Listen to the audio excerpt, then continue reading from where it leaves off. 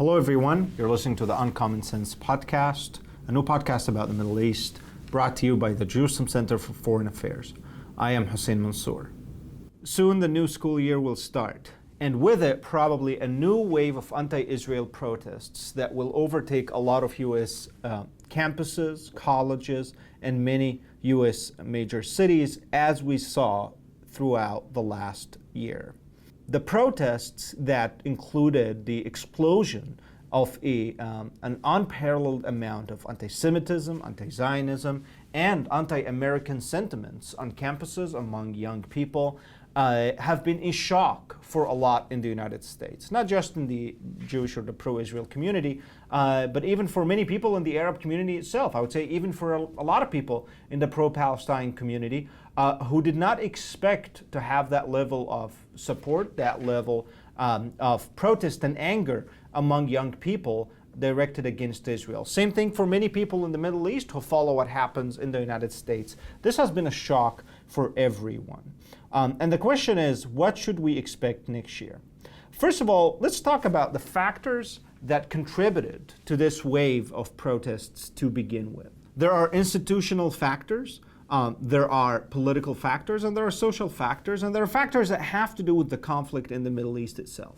According to reports from U.S. government intelligence agencies, the Iranians have been actually directly involved in what has been going on U.S. campuses. They have been funding protests, aiding protests in various forms, not just the Iranians, but also we know that there are other forces that have been targeting American universities and American students for quite some time.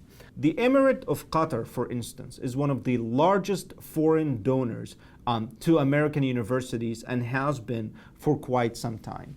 Through their donations, the Qataris have been able to install their own networks of professors, activists, influencers, organizations, pressure groups, NGOs at a strategic node between political institutions and academic institutions, research institutions, think tanks in Washington, and all over major American cities. They have special relationships with major universities, such as the Georgetown University in Washington D.C., a university which is known to be one of the main centers, one of the most prestigious schools to the study of political science, diplomacy, international relations, and that supplies the U.S. government with actually a large amount of bureaucrats and managerial staff that end up working in many U.S. government institutions. The Qataris, through these relationships, have been able to influence how these campuses operate,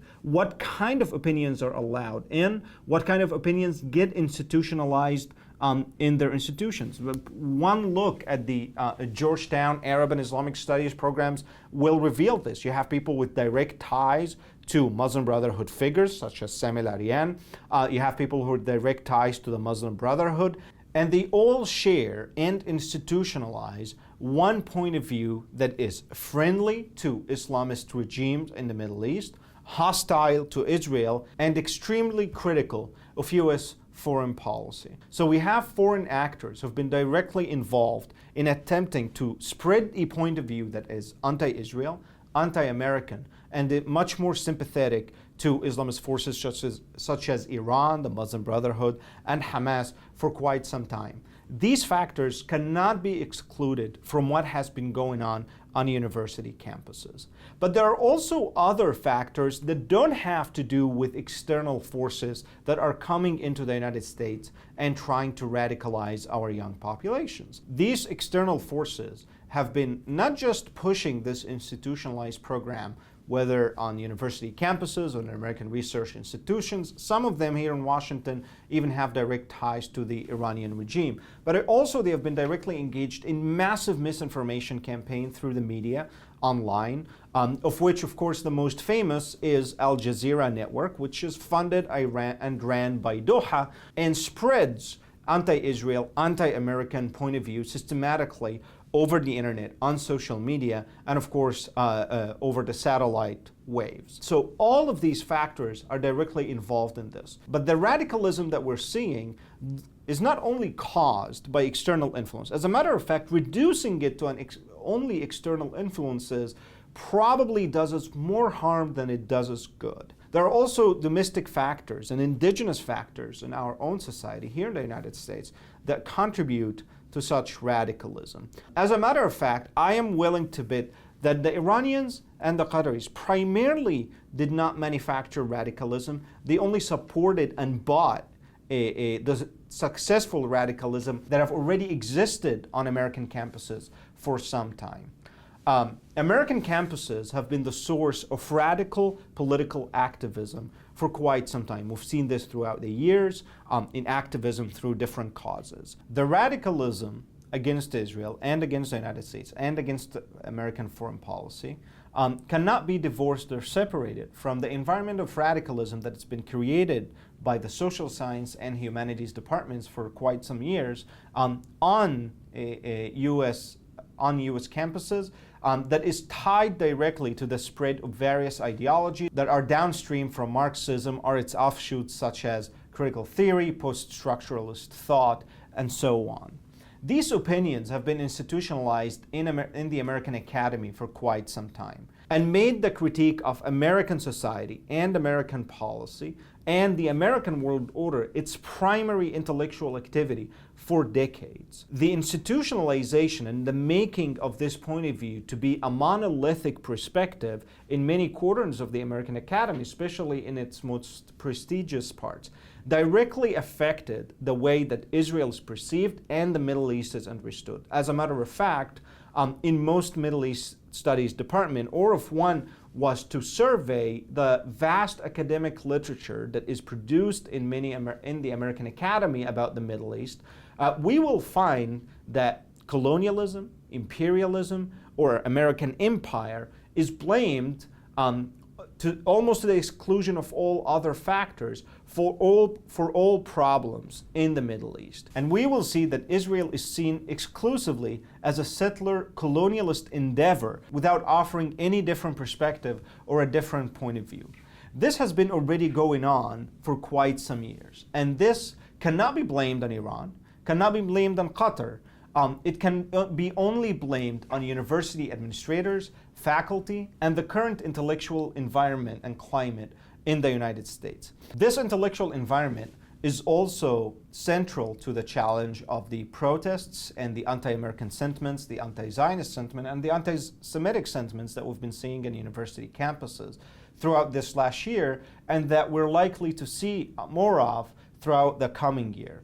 But also one should not ignore that there are also organic sympathy to the Palestinians. Seeing the numbers of the casualties in the Gaza Strip, seeing images when you have well-equipped IDF soldiers seem to be operating in civilian areas, naturally will provoke the sympathy of many good-willing and good-intentioned people. We should not assume that everything happens with the intent of malice. People are also misinformed, or people simply could decide that their opinion would be to sympathize with the Palestinians, giving all of these images that they are seeing. But this also makes it important for us to talk about other factor, which is the anti-Semitism that has been present for quite some time in the radical parts of American society, whether on the right and the left, and found it opportune to come to the fore with the last war in Gaza. We see this especially on social media when we see a remarkable level of interaction, unprecedented, between extreme right-wing influencers and extreme left-wing influencers, both coming together to spread anti-Semitic and anti-Israel propaganda.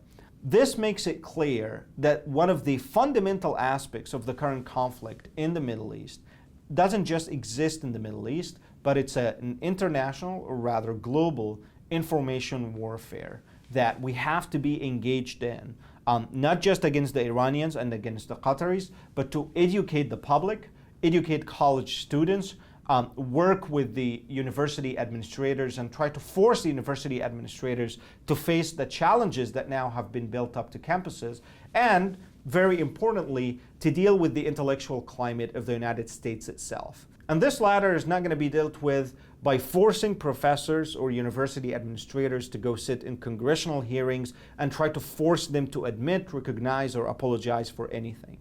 This challenge is a long-term challenge. by offering compelling alternative analytical and intellectual perspectives that corrects the wrong views that have been institutionalized in the academy and especially in the Middle East department for quite some time. Now, how to get there, that's very challenging, but it will likely require the cooperation of us all to get us there. Thank you for tuning in and for listening to us. Please consider subscribing, engaging, sending us messages if you have any, and supporting us at jcpa.org.